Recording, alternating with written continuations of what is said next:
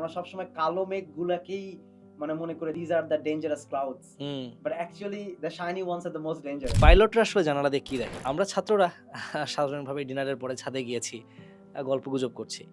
তো আকাশের দিকে তাকিয়ে দেখলাম একটা প্লেন যাচ্ছে। আমার বন্ধু আমাকে জিজ্ঞাসা করছে যে, "আচ্ছা বন্ধু, পাইলটরা কি দেখে?"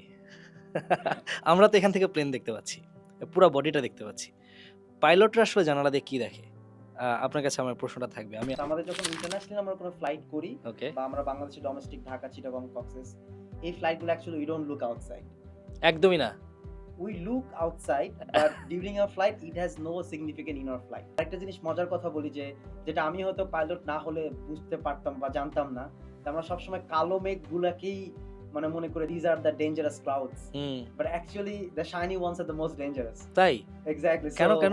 In those clouds we have like those we call it cumulonimbus CD clouds. Those Okay. are the most turbulent and most violent clouds আচ্ছা, those are. আচ্ছা। So আমাদেরকে যেটা ফ্লাইং এ যেটা শেখানো হয় যে always avoid the shiny ones. So Okay. always মানে যেটা দেখতে সুন্দর so never go close to that. So